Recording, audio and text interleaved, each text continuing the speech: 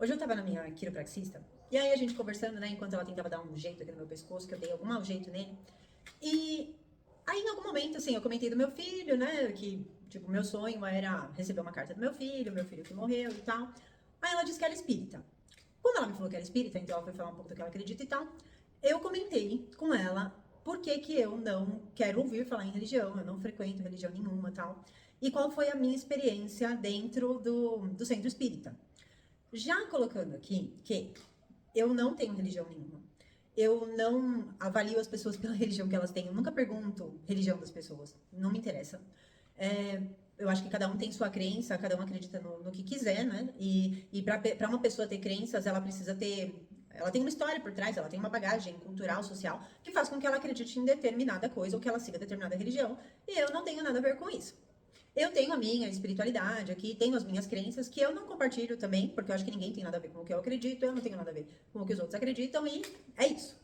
Ou seja, não é uma crítica aqui a uma religião específica, e sim o que eu passei dentro de uma religião específica. Então eu comecei a contar para ela e aí eu tive a ideia de vir aqui gravar e contar aqui o que eu passei, porque o centro espírita que eu frequentei, por último, ele virou uma seita. E é uma coisa muito bizarra, né? Porque a gente pensa que seita é uma coisa que sim, que tá distante, tá nos Estados Unidos, tá na série da Netflix, tá em qualquer lugar bem distante, realmente, não é uma coisa tão próxima.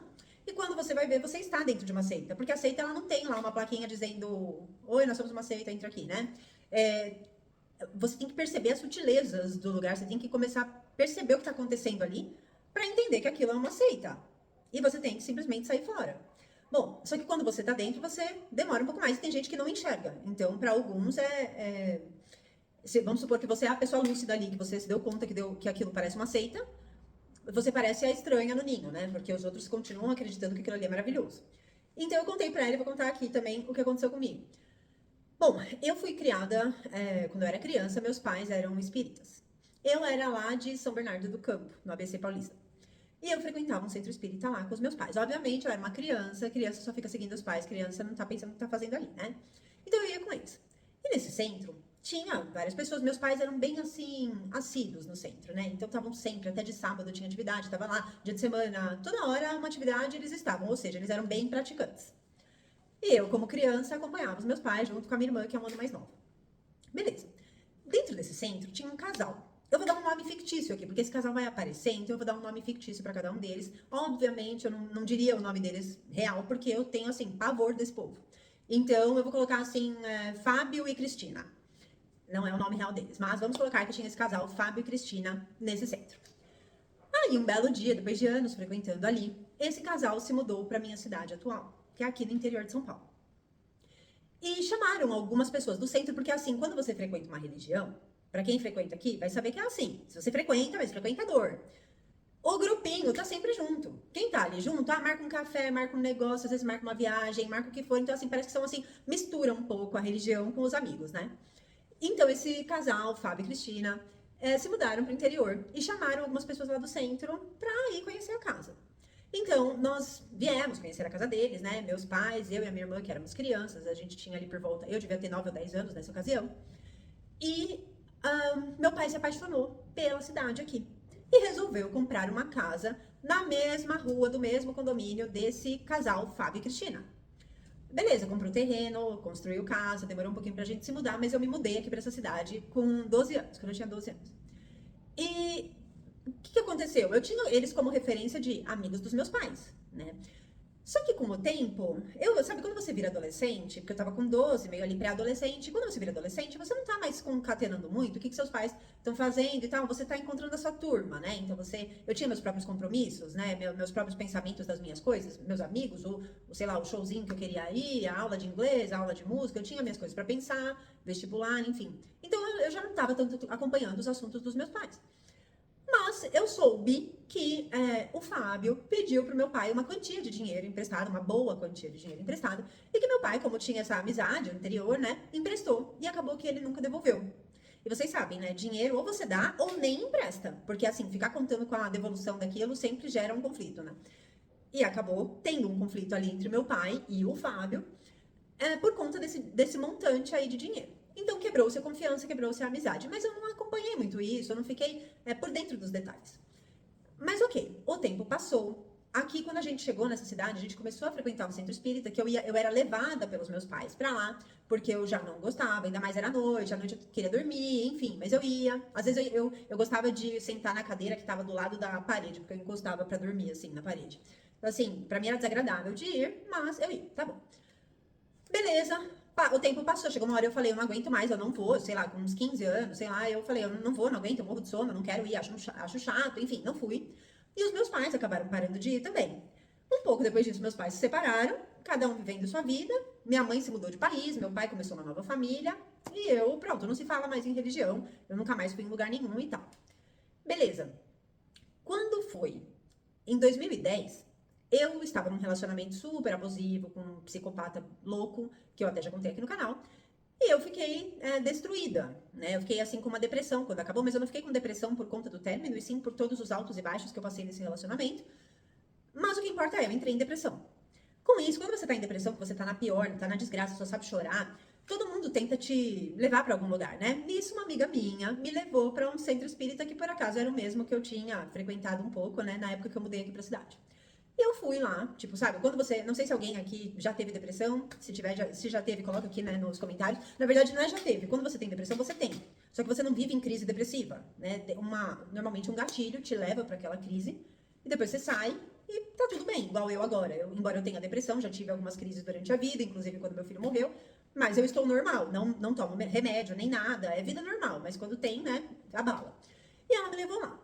E quando eu cheguei lá, eu encontrei quem? O Fábio. E eu, como eu não tinha esse ranço dele, embora meu pai emprestou dinheiro, mas eu não acompanhei tão bem, então assim, eu não sabia tantos detalhes da história, eu tratei ele normal, eu não tratei com o ranço que o meu pai tinha, né? Meu pai deve ter até hoje.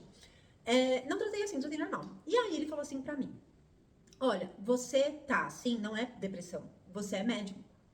Você é uma médium, não sei do que lá. Ele falou assim: vem aqui no tal dia, tal hora. E eu, perdida, acabada. Primeiro que essa história de, você é médium, isso não. é, Na minha cabeça, mediunidade era coisa de Chico Xavier. Ou seja, bem distante também. Só não era tão distante quanto seita, mas bem distante. Então, quando ele disse você é médium, eu não levei em consideração, mas ele me chamou para esse encontro e tal. Que quando eu cheguei no tal do encontro, eram várias pessoas que eram médiums. Então, começou um show de incorporação ao meu redor. Essa história é complicada, né? São coisas assim que só quem viveu sabe do que eu tô falando, vai. Mas então começou aquele show de incorporação, cada um incorpora daqui, um incorpora de lá. Eu não estava com medo, apesar de que era a primeira vez que eu vivia numa situação dessa. Eu não estava com medo, porém, eu comecei a bater o queixo como se fosse de frio, assim, mas não estava frio, só que meu queixo batia tremendo. E eu comecei com um negócio no estômago horrível, assim, uma sensação, não sei explicar, um aperto no estômago, alguma coisa assim, e um coração hiper acelerado. Mas eu conscientemente sabia que eu não estava com medo, eu só não sabia por que eu estava tão estranha assim. Quando terminou lá a sessão, aí esse Fábio, ele veio pra mim e falou assim: e aí, como você tá? Você tá bem? Eu falei: tá tudo bem. Eu falei: só que eu senti isso, senti aquilo. Aí ele falou assim: olha, você é médium e logo você vai incorporar. Eu saí com aquilo na cabeça, e naquela ocasião, como eu tinha entrado em depressão, a minha mãe, ela tinha vindo lá do Canadá, que ela morava lá, tinha vindo pra cá pra dar algum apoio, né? E nós não somos tão próximas assim, mas ela veio dar algum apoio. Então eu comentei a situação com ela, do que ele falou e tudo mais. E ela achou muito, embora ela não era mais espírita, tá? Ela já estava em outra religião. Mas, embora ela já tenha passado por isso antes, ela achou um pouco precipitado ele chegar pra mim, eu que estava com depressão, tava um palito, com 46 quilos, e ele dizer: olha, você tem mediunidade, você tem que vir aqui desenvolver essa sua mediunidade. Eu resolvi ouvir o conselho da minha mãe. Pra mim era tudo muita novidade, né? Eu não sabia nem o que dizer, o que pensar. Eu resolvi ouvir o conselho da minha mãe. E não fui. Não dei continuidade nisso e tal, beleza. Ótimo. Passa o tempo. Aí eu conheci esse meu ex-marido. Passou um pouco de tempo ali, alguns meses, eu conheci esse meu ex-marido. E o que aconteceu? Quando nós começamos o relacionamento, ele tinha sido criado por uma família espírita também.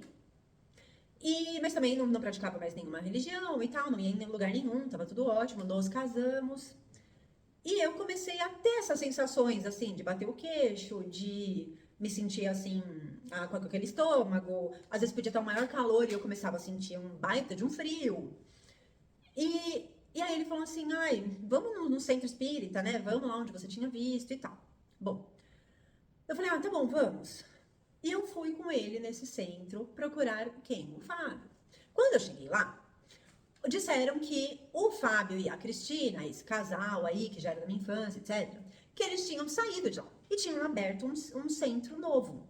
E que se eu queria encontrar com eles, né, com o casal, com o Fábio, eu deveria ir lá no centro novo. Então eu fui procurar eles, porque na minha cabeça era alguém já conhecido. Imagina, pra mim tudo novidade, eu batendo queixo, não sei o que lá, aquela coisa esquisita. E eu só conhecia eles, eu senti mais confiança, digamos. Embora meu pai já tivesse me alertado, não confia, mas, sabe, eu fiquei, enfim, eu tive a confiança. Bom, e fui pro centro. E eu e o meu ex-marido começamos então a frequentar aquele lugar e tal. No começo, então, ele sempre me tratando como médium e dizendo que o que eu estava tendo era aproximação de espírito, não sei o que lá. Eu falo dessas coisas com um certo ceticismo, tá? Porque eu já vi muita coisa. Eu acredito nisso? Acredito em incorporação, mediunidade? Sim, eu acredito sim. Só que o que eu já vi na minha vida é que muita gente se ilude um pouco nisso e acha que é, mas não é. Acha que tá incorporado, mas não tá. Acha que tá recebendo uma psicografia ali, mas não está. E aí começa a escrever coisas aleatórias e pensa que foi espírito, foi ela mesma que criou uma imaginação ali, né? Eu já vi tudo isso. Então, eu só tava assim um pouco, sabe, reticente, tipo assim, nossa, médium, né? Mas eu fui indo, porque o meu marido insistia para que eu fosse. Porque ele falava, não, precisa ver o que é isso, precisa ver o que é isso, porque você bate o queixo, porque não sei o que lá, que é isso, tá. E fomos indo. Só que, conforme eu fui observando, primeiro que era assim, meu ex-marido, ele achava que eu era assim, que eu tinha alguma coisa especial. Um dom especial, uma energia especial. Tanto é que, assim, eu não esqueço uma vez, estava o irmão dele morava fora do país, veio pra cá, trouxe os filhos, não, acho que só tinha um filho ainda, depois ele teve 3, mas acho que só tinha um filho, era um bebê. E o bebê chorava, e eu lembro que meu ex-marido falou assim, dá pra ela que ela tem uma energia especial, ela consegue. Tipo, o máximo que eu sei fazer é ninar um bebê, eu tive 3 filhos, então eu sei cuidar de um bebê, mas é sem energia especial, é só assim, experiência materna mesmo. Ah, vai, não sei o que lá. Ele até me deu o bebê, eu fiz o bebê parar de chorar, mas gente, óbvio, eu sou mãe, a gente tem jeito pra tudo, né? E, ai, nossa, meu Deus, sabe? Olha só, não falei, ela tem uma energia especial, sabe? Então, meu ex-marido ficava assim, eu achava até engraçado. Porque, assim, dizer pra ele que não era, ele já tava, assim, meio que bitolado que sim, você tem um negócio, uma aura, né? Ok. Continuamos indo naquele centro, daí, assim, quanto mais você vai, mais eles pedem pra você ir. Você meio que fica, assim, travado, comprometido. Cada hora é uma função. Então, venha, porque você precisa psicografar. Então, venha aqui no tal horário que você vai psicografar. Venha em tal horário que você vai fazer escola de médiums. Então, tem curso de médiums para você entender, se tá aproximação, não sei o que lá. Eu não lembro mais todos os nomes, porque tem até uma sigla, que cada letra significa uma coisa. Mas como eu tô contando uma história antiga, eu não lembro essa sigla, porque eu não dei continuidade na minha vida. Mas tem, assim, para você perceber, cadê o espírito, não sei o que lá. Ok, fui fazer o curso, tal, porque o meu marido tipo, vai lá fazer o curso, sabe? Aquilo ali já tava virando um estresse em casa. Vai fazer o curso, tá. Eu ia. Vem aqui tal hora, não sei do que lá, porque vai ter encontro de médiums e não sei do que lá. Ia eu e mais os médiums ali da casa. E quando tinha esses encontros de médium, que ficava assim, todo mundo ali fazendo alguma coisa, ou psicografando, ou não sei do que lá, eu lembro assim, tinha toda hora cantava. Tudo, começava a cantar. Pessimamente. E começava a cantar.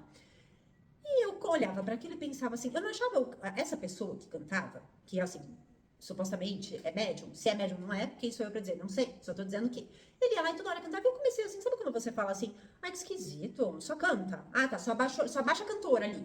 Então assim, sabe quando dá uma sensação de que a pessoa gosta de cantar e a pessoa gostaria de ser cantora, ou sei lá? Então é o momento para soltar a franga? Me dava essa sensação. Posso estar muito enganada? Óbvio que sim. Quem sou eu para saber? Só tô falando a impressão que me dava. E aí eu lembro de uma moça também, que toda hora, todas as vezes, todas essas reuniões, ela vinha com com um poeminha. Eu nunca esqueço ela falando assim, brilha, brilha, estrelinha. Eu não esqueço dessa frase, brilha, brilha, estrelinha. Eu pensava assim, meu Deus do céu, por que numa reunião de médiums, digamos, onde era pra ter, assim, espíritos dizendo algo que vale alguma coisa, que na minha cabeça era isso, né? Tipo, ou vai vir algum necessitado ali, querendo falar algum recado, ou querendo, ou porque tá mal, você não sabe que tá morto, enfim. Alguma coisa assim, ou vem algum espírito de alguma luz, trazer algum ensinamento. Na minha cabeça seria mais ou menos isso. E ela vinha com os poeminhas. E toda vez só baixava poema nela. E mais uma vez me dava aquela sensação assim, será que ela gosta de escrever poema? Então, nossa, tudo é poeminha? Uns poeminhas meio infantis, assim, sabe? Meio, rimando amor com flor, sabe? Luz, sol, estrela, amor, flor, natureza. Eu achava um pouco assim, meu, por que que, se é pra ser uma reunião de médiums, onde vai ter alguma coisa assim, algo a acrescentar, porque você vai se reunir, quer fazer poema, vai fazer um sarau. Vai fazer um sarau, não vai fazer uma reunião de médium, né? Então eu ficava assim, meio, sabe, meio incrédula. Eu ficava meio incrédula, pra ser sincera. Bom, mesmo assim, ia indo, mas eu comentava lá com meu marido, né? Com meu ex-marido. Eu falava, meu, acho meio esquisito isso, acho meio esquisito aquilo. E eu comecei a apontar algumas coisas que eu achava um pouco estranhas, né? Até chegar um ponto que tinha uma médium que ia lá, que eu não era, assim, próxima dela, nem nada, assim, era só mais uma pessoa ali. Mas eu lembro que quando ela saiu, o Fábio, que então era o dirigente do centro, junto com sua esposa Cristina, lembrando que são nomes fictícios, mas ele, quando essa moça saiu, ele falou assim: olha, eu preciso dar um recado aqui. E tipo, aquele centro estava com todas as pessoas e tal. A fulana saiu daqui e eu quero que vocês saibam que ela é uma inimiga daqui. Que ela está sendo levada por inimigos nossos que estão contra o nosso trabalho de luz. Então ninguém daqui pode conversar com ela. Quando ele disse isso, eu achei bizarro. Tipo, nossa, a mulher, ela pode escolher o que ela quiser, quer sair do centro, sai, não quer, não sai, quer mudar de religião, muda. Eu achei estranho ele ter dito aquilo, sabe? Eu pensei, caramba, mas o que essa mulher fez? Por que não poderia falar com ela? Mas todo mundo deu aquele amém. Ela é meio, né? Não podemos confiar na fulana.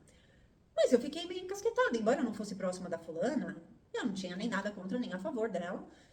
Mas definitivamente nada contra, né? Mas eu também não encontrava essa fulana em outros lugares, era só lá mesmo. Então, por exemplo, eu nunca tive a oportunidade de conversar com ela depois, porque eu não a vi realmente. Então, não é dizer, eu me afastei, eu nunca mais a vi, então eu não tinha contato, enfim, era isso. Mas eu fiquei com isso daí na cabeça. E disso começou a ter outras pessoas. Que olha, não pode isso, não pode aquilo. Ele começou a colocar mais regras lá dentro. E mais regras de assim, segredos ali, sabe? Ou coisa nossa. E uma coisa que era esquisita. Eu lembro que ele me chamava assim pra... senta aqui no meu colo. Ele falava, ela é praticamente uma filha pra mim, conheço desde criança. E aquilo me dava um constrangimento. Primeiro, não era como um pai pra mim, não. Eu não era como uma filha pra ele de jeito nenhum. Inclusive, o meu pai nem suportava esse homem. E ele dizia isso. E sabe quando você tá assim numa situação que você não quer... Hoje eu acho que eu sou menos assim, mas eu era muito tipo... não vou dizer não sou sua filha, nada a ver, que merda você tá falando? Eu não falava isso porque eu achava constrangedor. Não, no fundo, tudo já era constrangedor ali, né? Mas enfim, eu não me posicionei também, sabe? Mas era tudo muito esquisito. E o meu marido olhava pra isso e achava normal, tipo, como se esse Fábio fosse assim um cara que sabe o que tá fazendo. Ele é dirigente de um centro espírita. Ele é, sabe, ele tem luz, porque ele estuda Jesus, ele conhece o Evangelho segundo o Espiritismo, ele conhece as obras espíritas, que eu já não lembro os nomes, assim, nem cheguei a ler tudo também. O Evangelho, meu marido enfiava pela minha goela, né? Porque quando a pessoa é espírita praticante, faz o tal do Evangelho no lar. Como eu digo, eu tenho um certo ranço porque eu vivi o que eu vivi. Não tô falando se você for espírita e faz o Evangelho, isso não é da minha conta. Então, assim, tem meus rituais aqui também, entendeu? Cada um no seu. Então, assim, tranquilo. Só que quando a coisa é enfiada a forceps pra você, seja lá o que for, isso é estressante. Então, assim, eu lembro uma vez a gente foi pra São Paulo, porque a família dele era de São Paulo, e a gente foi, no que a gente tava voltando, tava na bendita hora do Evangelho, que era domingo, 8 horas da noite. E sabe o que ele fez? Me fez abrir o Evangelho no celular pra achar um Evangelho, porque eu tinha que ler ali, nós íamos fazer o Evangelho no lar, dentro do carro, na Anguera. E teve que fazer. Então, pra mim, aquilo ali começou a ficar meio bitolado demais, sinceramente. E aí, então eu comecei, sabe, quando você olha uma coisa, olha outra, até que chegou, e eu já assim, meio com ranço, então assim, meu marido começou a ir bem mais do que eu falava, não, vou ficar em casa, porque quando eu ia, eu levava os meus filhos junto, lembrando que eu já tinha filhos, né, sendo que o meu filho mais velho, cadeirante, então era aquele perrengue pra levar, esse centro tinha uma escada pra subir, então um carrega meu filho, outro carrega a cadeira de rodas, tinha tudo isso. Então quando eu encontrava uma boa maneira de não ir, falava, mas meu filho não tá muito legal, não sei do que lá, eu conseguia não ir, né. Então eu comecei a encontrar todas as desculpas possíveis para não ir. Nesse meio tempo, começou a ir uma mulher lá naquele centro. Que ela chegou meio que assim pedindo ajuda, tal, os filhos, ela era pedreira, né? Ela construía casa, né? Ela era semi-analfabeta. E o marido era pedreiro, eles trabalhavam juntos e tinham 2 filhos que tinham muitos problemas. Não me pergunte qual problema, se tem diagnóstico, não sei. Só posso dizer assim, que em termos de comportamento, em termos de... A filha parecia um Mowgli, assim, sabe? Tipo alguém da floresta mesmo, que nunca viu civilização. Ela realmente parecia isso. O filho, eles tinham problemas na escola e tal. Enfim, aconteceu essa situação. O que aconteceu? Ela chegou muito... cheia de problemas que identificaram que eram o quê? Espíritos. Então, logo viram e falaram assim, ela é uma médium, mas ela não é qualquer médium. Ela é uma grande médium. Ela é uma médium que tem todo tipo de mediunidade que você imaginar. Ela tem as mediunidades de Eurípides Barçanufo. Quem é Eurípides Barçanufo? É um cara lá que era professor da cidade de Sacramento, Minas Gerais. Eu lembro algumas coisas, porque aquilo lá vai socando na cabeça, né? E ele tinha, né, mediunidades, por exemplo, uma que é, digamos aí, impressionante, que era uma mediunidade de desdobramento, onde ele tá aqui, o corpo dele tá aqui, aí o corpo para, o espírito vai até outro lugar para ir lá curar alguém, fazer não sei o que lá, tinha esse desdobramento. Se eu tiver alguém que sabe explicar melhor do que eu aqui, daí coloca nos comentários. Porque, como eu já disse, como eu me traumatizei bastante, eu fui, assim, esquecendo esses conceitos, deixando pra trás, não faz mais parte da minha vida, né? Só sei que disseram que ela tinha essa mediunidade de Eurípides Barçanufo. E eu olhava pra ela, achava que ela tinha mais cara de Biruleibe do que de médium, Eurípides Barçanufo, não sei do que lá. Mas eu me mantinha um pouco à distância ali, né? Não gostava. Mas começaram a engrandecer essa mulher, a ponto de dizer para ela e para todos que estavam ali que ela era um ser de luz, muito iluminado, que ela era um espírito de tanta luz quanto Jesus. Ou seja, ela era basicamente assim, um Jesus na Terra. Eu olhava para aquilo e falava assim, para, se ela tivesse tanta luz de Jesus, estava cuidando desses filhos dela aí, que tá um mais largado que o outro. Mas, e pra quem que eu falava isso? Falava pro meu ex-marido, que era a pessoa, porque quando você é casado, normalmente você conversa, né? Então, você vai falando alguma coisa ali. Eu falava pra ele sobre isso. E ele, não, você é má, você é terrível, você deve ter tanto espírito ruim em cima de você, que você vê maldade em todo mundo, você não vê nada de bom. Então, ele falava isso e eu falava assim, para de ser maluco, né? Olha as loucuras que essa mulher fala. Não, você que tá errada, você que tá errada. Ele ficou, meu ex-marido, tão inconformado comigo, que ele levou o caso, né, para o centro. Foi lá falar para os dirigentes como que eu falava dessa Biruleibes aí. E aí, eles começaram a dizer para ele, olha, a sua mulher precisa de tratamento. Ela precisa de tratamento porque ela tá cheia de espírito ruim, ela vai ter que vir aqui ser tratada. Porque nós vamos tirar esses espíritos obsessores de cima dela. Porque, inclusive, os espíritos obsessores dela estão fazendo o filho dela convulsionar. Parênteses, já falei do meu filho aqui no canal muitas vezes, o meu filho tinha uma deficiência grave, meu filho morreu há 3 anos, e ele convulsionava muito. Só Deus sabe o que eu levei ele em médico, em hospital, tudo que eu tentei pra ele parar de convulsionar.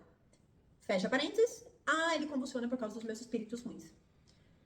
E aquilo ali começou a me deixar irritada.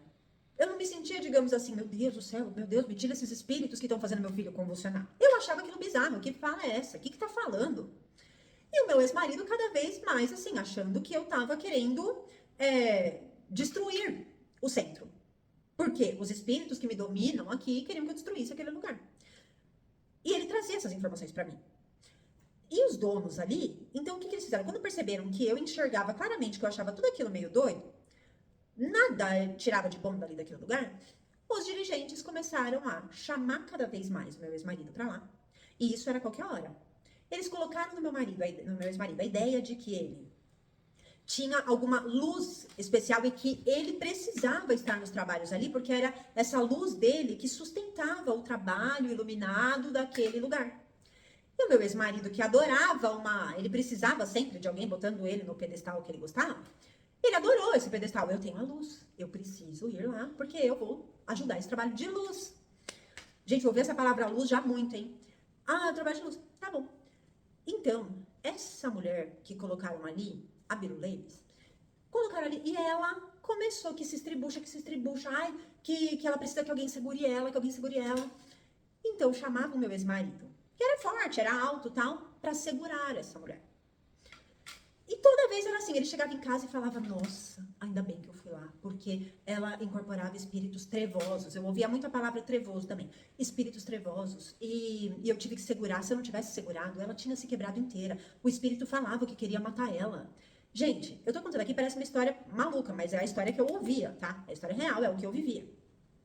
Ainda bem que eu fui. Chegou um dado momento que era tantas vezes, tipo, eles ligavam 7 da manhã no domingo. Então, assim, eu já não tinha mais um café da manhã com meu ex-marido, eu não sabia se eu ia almoçar com meu ex-marido, eu não sabia o que ia acontecer, porque qualquer dia feriado, final de semana, ele era chamado para os trabalhos urgentes. Era sempre isso. Trabalho urgente. Uma vez, o que eu fiz? Eu escondi o celular dele. Eu catei o celular dele e escondi, não lembro se eu enfiei embaixo do travesseiro. Sei lá, eu só escondi para que não tocasse. Para quê? Para ele não ser chamado e nós termos um dia, um domingo normal de família em casa. Sabe o que aconteceu? Deu coisa assim de 1h30 que eu tinha escondido esse celular. A patota completa, que era quem? A Biruleibe, o Fábio e a Cristina, foram de carro até a minha casa. Foram lá, chamaram meu ex-marido, falaram, a gente tá te ligando, você não coisou, então o que tá acontecendo? Aí ele, não, só não sei onde tá meu celular e tal. Eu não mostrei, né? Fiz ele procurar. Não achou o celular e foi embora com eles no carro. Porque eles foram em casa buscar ele. Tudo aquilo começou a me deixar horrorizada. Eu falava assim, cara, não é possível. Eu chamava esse povo de patota. Então ele ficava cada vez mais nervoso comigo porque eu chamava esse povo de patota. E aí eu percebi que ele estava sendo cada vez mais tirado de casa. E assim, ele criava meu filho como filho dele. Meu filho, o pai dele nunca quis e tal, já contei a história aqui. E ele criava como filho dele. Então assim, todo mundo até achava incrível a semelhança entre os dois e tal. Tinha umas coisas assim. E ele foi cada vez mais largando. E eles foram falando assim, olha, ele não tem nada a ver com você. Ele é filho da Priscila, né? Você não precisa cuidar, você não precisa fazer. Precisar, gente, eu não vou entrar aqui em méritos de casamento, pai, não sei lá. Precisar, não precisa. Eu cuidava já do meu filho. Mas eu tô dizendo assim, qual era o nível de comprometimento dele dentro de casa, com a família, comigo, com os filhos e tal. E o que foi acontecendo, que ele foi sendo retirado dessa família. Aí eu vou fazer uma pausa, só pra ler aqui que eu separei. É que eu não decorei, eu saberia dizer porque eu vivi. Mas eu não decorei as características que eu pesquisei aqui só pra falar. Características principais, assim, de uma seita, né? Liderança autoritária e centralizadora. O líder é visto como infalível, divino ou o único com a verdade. E questionamentos não são tolerados. Então, olha essa loucura. Eu era a pessoa questionadora, porque eu sempre questionava. E não era tolerado mesmo. E fizeram o meu ex-marido não aceitar os meus questionamentos. E aí, quem era o líder primeiro? Primeiro líder era o Fábio. Até que a Biruleibes entrou lá e colocaram ela como uma liderança. A ponto que eu comecei a chamar ela de guru. Por quê? Porque você vê nitidamente o controle mental ali. Outro, isolamento progressivo. O grupo exige que os membros se afastem de amigos, familiares e de atividades ou empregos anteriores, criando dependência exclusiva. Gente, ele largou o emprego, deixou de exercer a profissão dele, que inclusive ele exercia em São Paulo, foi largando a família, ele já não encontrava, ele tinha poucos amigos que eram de São Paulo, já não encontrava, por quê? Porque não tinha tempo. Por quê? Porque estava sempre nessa seita, que até então, o centro espírita. Controle de informação. Apenas fontes internas e endossadas pelo líder são confiáveis. Visões críticas ou dissidentes são rotuladas como perigosas. Isso eu já tinha visto acontecer o quê? Com aquela mulher que eu falei que eu não tinha nada contra ela e que do nada ela virou inimiga do grupo. E que eu não entendi por que ela era uma inimiga. Logo, a inimiga era eu, nesse momento agora. Que eu tô contando pra vocês. Exploração financeira ou de tempo. Exigência de grandes doações, entrega de bens materiais ou dedicação exaustiva de tempo às atividades da organização. Olha o que acontecia. Esse meu ex-marido, a família dele riquíssima. Eles eram donos de uma empresa gigante de aquarismo e venderam essa empresa por milhões. Eu estava ali no momento, eu sei que venderam a empresa por milhões, eu era da família, né? Além disso, tinham imóveis, propriedades por tudo quanto é lado. Eu conheço várias das propriedades, porque eu fui nas propriedades, afinal, eu era casada com esse homem, eu vivia com essa família, por isso que eu sei, eu conheço e tal. Eles, quando perceberam as posses da família do meu ex-marido, foram aqui, abarcando ali a família. E o irmão do meu ex-marido, que era super bem sucedido, empresário, muito bem sucedido mesmo, sabe? Que tá sempre viajando a trabalho para um monte de lugar, ganha muito bem para fazer o que faz, não sei o que lá. Ele começou a, fazer doação em cima de doação. E eles começaram sempre a buscar pessoas que tinham dinheiro. Você acha que você via pobre lá? Não. Começaram a procurar pessoas que tinham dinheiro para injetar naquele lugar. Mas aí injetar onde? Era na mão deles. E eles falavam pro trabalho de luz, mas era na mão deles. Aí, perda de individualidade. Decisões de vida, como carreira, casamento e até hábitos de vestuário ou alimentação, passam a ser ditadas e controladas pelo grupo. Isso começou a acontecer em casa. O meu ex-marido trazia as informações e queria que todo mundo em casa fizesse igual. Ou seja, todas as características estavam ali. Só que eu fui me afastando, não queria participar daquilo, já estava possuída.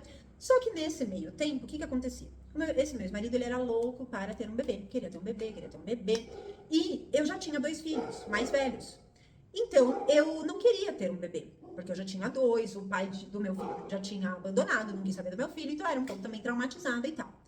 Mas Mas ele tanto falou na minha orelha, tanto falou na minha orelha, porque eu sou muito egoísta, eu sou muito egoísta, porque eu tive meus filhos, eu não tô dando um bebê pra ele, não sei o que lá. Queria ter um bebê, porque você é egoísta, porque eu crio os seus 2 filhos como se fosse filho meu, e você não me dá um bebê, um bebê, um bebê. Ok. Você imagina, né? Todo mundo aqui na sua cabeça. Você é isso, você, sabe, tipo assim, eu sou a ruim, eu sou a que tem espírito ruim, eu sou a egoísta, eu sou péssima, eu sou o anticristo. E eu falei, ok, vamos ter um bebê. E eu engravidei e tenho essa filha, né, que é maravilhosa, eu amo, é companheira, é tudo pra mim. Ela tem 11 anos. E eu tive essa bebê. Quando eu estava grávida, essa Birolabes lá, que virou a guru da seita, vou chamar ela de guru, apesar dela ser uma Birolabes. A guru começou a falar pra ele assim, pro meu ex-marido, o que eu deveria comer, o que eu deveria fazer, o que eu não sei do que lá. Só que eu, grávida pela 3ª vez, eu já com o saco cheio daquele povo, eu não dava ouvidos pra nada. Então ele já me achava assim uma rebelde. Tipo, eu era uma total rebelde porque eu não tava fazendo. Gente, eu só estava sendo uma pessoa normal com opinião própria. Mas beleza, rebelde e tal. Passa o tempo, minha filha nasceu. Começa que quando minha filha nasceu, ele queria que a guru fosse madrinha da minha filha. É assim, gente, eu nem tenho religião, não faz sentido ter madrinha, a não ser quando é uma madrinha de coração, igual a minha outra filha, ela tem uma madrinha de coração, que, meu Deus, é uma madrinha maravilhosa. Mas não é esse negócio de igreja, de batizado e tal, porque eu não tenho religião, né, como eu já falei. Eu queria que ela fosse madrinha. Eu falei, pelo amor de Deus, eu não suporto essa mulher. Nada a ver, né?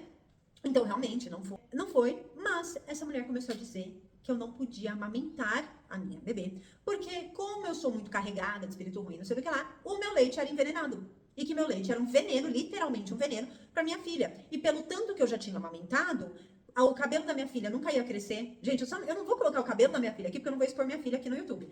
Mas a minha filha tem um cabelão até o bumbum, um cabelo lisinho e preto, igual o meu. Ela falou que o cabelo dela nunca ia crescer. E falou que eu já tinha causado danos neurológicos irreversíveis na bebê. Gente, olha que grave isso. E ele acreditou. Então, ela começou a preparar um xarope, que ela misturava só Deus sabe o quê. E ela falou pra ele que ele tinha que dar esse xarope pra bebê, porque eu já estava envenenando muito a bebê, então o xarope ia salvar um pouco a bebê. Olha que loucura. E ele chegou com aquele xarope em casa. E eu falei, o quê? Eu falei, você não vai dar nada pra ela? Nada. Não, eu tenho que dar, porque a guru falou pra eu dar, porque a guru sabe o que ela faz, porque ela tem a luz de Jesus, não sei do que lá. Não vai dar xarope. Eu falava, né? Até que chegou um dia, esse homem, ela tava aqui no meu colo, mamando, ele veio com uma seringa, com o xarope, tentando enfiar junto no peito, assim, pra dar junto, né? Quando ele fez isso, eu, por um ato de proteção, dei um tapa no rosto dele.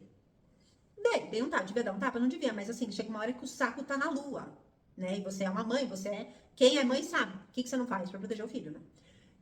Então, pá!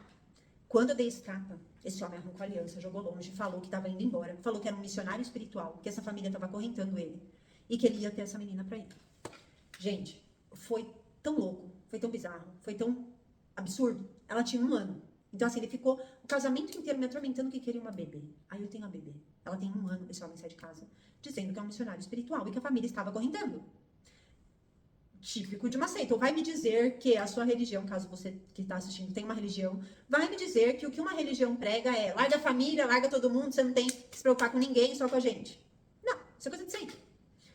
Na época, é óbvio que eu fiquei chocada, horrorizada, entrei em depressão, como eu já tenho, então foi um gatilho e tal. Entrei em depressão, eu tava com uma bebê, eu tinha um filho cadeirante, que não era só cadeirante, ele dependia de mim pra tudo e tudo mais. Tipo, era uma série de coisas, né?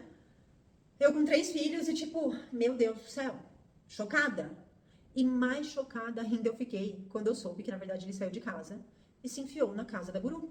E depois eu vim a saber pelo marido da guru, que virou o ex-marido, que 2 semanas antes do meu ex-marido sair da minha casa, ele tinha ido lá dizer para o marido dela, saia daí porque você tá atrasando a vida dela, porque ela é uma guru, porque ela é uma líder espiritual, não sei do que lá, não sei do que lá. Enfim, uma luz, blá blá blá blá, aquelas blá todas. E o marido dela, que era uma pessoa hiper simples, que era também semi-analfabeto, que ele nunca imaginou passar por algo assim. Eles estavam juntos há mais de 20 anos. Ele saiu da casa. E o meu ex-marido foi viver com a guru. E pasmem, estão até hoje. Ele abandonou a bebê, então a minha filha é criada pelo meu marido atual, né? Que ela é o único que ela conhece como pai. Ela não sabe quem é o outro, ela não conhece, nunca nem viu. Se olhar pra ele, não vai reconhecer, porque não sabe quem é. Ela não sabe dessa história toda. Claro, um dia você vai contar, é óbvio, né? Mas ela tem 11 anos e eu acho ela muito nova pra saber dessa história toda, que é cabeluda, pesada, complicadíssima, e pensar, meu Deus, meu pai é esse? Não é meu pai. O pai dela, com certeza, é meu marido, que é quem cria ela desde os 2 anos de idade. Mas assim, meu pai biológico é esse, né? E pensar que assim, a família inteira dele também virou as costas e abandonou ela. Hoje ela recebe uma pensão de R$ 600. Quer dizer, o milionário, não sei o que lá, R$ 600. Isso fica para outro vídeo, né? Pra falar disso daí. Mas, depois que passou o furdúncio dessa situação toda, é óbvio que eu me senti aliviada de ter sido livrada dessa situação, de ter sido uma pessoa que acordou, que viu, que enxergou, que olhou para aquilo e falou, cara, isso não é normal, nada do que estão falando aqui é normal, não é normal ligar pro meu marido às 7 da manhã no domingo e falar, vem aqui urgente pro trabalho urgente, como se ele não tivesse família, como se não tivesse nada, né? Ou tudo que fizeram, em termos financeiros, em termos de querer dizer o que eu tenho que fazer com a minha bebê, o meu leite materno é um veneno? Eu amamentei, só pra constar, né? 3 anos e meio essa minha filha mamou. A outra mamou 3 anos, essa mamou 3 anos e meio. Aí eu tenho certeza que alguém vai dizer, pelo amor de Deus, você exagerou. Mas confesso que assim, eu acho bastante, mas eu adorei ter feito isso. Me sinto ótima com isso. Cada um amamenta o que quer, do tempo que quer, como quiser, ou às vezes o bebê não quer mais, às vezes quer. Então, muitas histórias, muitas situações, né? Não cabe aqui nesse vídeo. Mas foi assim que eu me livrei de uma seita. Foi assim que eu consegui escapar de uma seita. Tendo esse feeling, né? E nessa separação que foi brusca, mas que, olha que loucura, até hoje eles estão ali funcionando. Só que um detalhe, todo mundo que frequentava aquele lugar saiu e todos garantem que lá é uma seita. Eu conheço as pessoas, eu tenho contato com as pessoas. Recentemente eu conheci uma outra pessoa que tinha acesso ali, que eu não conhecia, e que me falou também de situações assim, gravíssimas. Tipo assim, é um cara, né? Ele contou da irmã dele, que essa mulher, ela começou a dar, essa guru, né? Começou a dar uma de curandeira, a xarope, fazer pomada, prescrever chá, prescrever remédio, prescrever o escambau. Assim, não remédio de farmácia, né? Os remédios que ela inventava ali. E aí essa irmã dele teve alguma coisa no pé, na unha, que a mulher mandou passar. Ela preparou uma gosma, não sei das quantas, mandou passar e o pé dela, ela quase perdeu o dedo por causa do que essa mulher passou naquele pé dela. Então, assim, esse cara tava me contando, assim, horrorizado, né? As coisas que ele viu ali, que ele quer distância. Ele até lembrou, não sei se vocês já viram o Chico Felice. Talvez, não sei, talvez sim, talvez não, né? Eu conheço ele no Instagram e ele fez recentemente Recentemente não, tem mais ou menos acho que um ano e meio, que ele investigou ali uma seita, mas na verdade de artistas, né, lá em São Paulo, e que foi muito interessante ouvir, porque daí no que uma pessoa fala, outras pessoas começam a contar também, né? Foi muito legal de ouvir. Ele tem não é um podcast, eu não sei se se chama podcast ou não, a maneira como ele contou, mas se chama O Ateliê, do Chico Felice, daí tá no Spotify, eu ouvi no Spotify. Enfim, que eu achei muito interessante, e quando eu ouvi, eu lembrei da minha história. Claro, são histórias diferentes, né? Não tô contando de um ateliê, mas aceita. Então, às vezes, a gente tá em algum lugar que a gente não tá. A gente sente aquela coisa esquisita, mas quando você vê que tá todo mundo se entendendo e só você que não, fica parecendo, né? Você fala, será que eu tô tão errada? Mas não, eu tava certa. E foi assim que eu me livrei, então, de uma seita e dou graças a Deus, porque aquilo ali acaba com a sua vida, né? Meu ex-marido tá até hoje ali, casou com a guru e tudo mais. Eu não tenho nenhum contato, que nem eu recebo essa pensão, né? Que é o dinheiro que cai na conta ali, mas eu não tenho nenhum contato, nem nada. E não quero ter, tenho raiva de quem tem, né? Tipo, quero distância. E com tudo isso que me aconteceu, eu acabei, assim, me afastando de qualquer tipo de religião. Não acho, óbvio, né? Não acho que tudo pode ser uma seita. Claro que eu não acho isso, não penso mesmo. Mas eu penso assim, acho que eu fico melhor aqui, eu com os meus pensamentos, com as minhas crenças, deixa que eu me resolvo e não vou pra mais lugar nenhum. Agora, se você tem uma história de seita também pra me contar, ou uma história assim, dessas com religião, ou às vezes uma seita, como o caso do ateliê, né, totalmente diferente, que não é dentro de uma religião, mas é em outro lugar, aí me conta, que eu adoro saber essas histórias, como eu passei por essa minha história, eu gosto muito de saber e de trocar figurinhas. E é isso.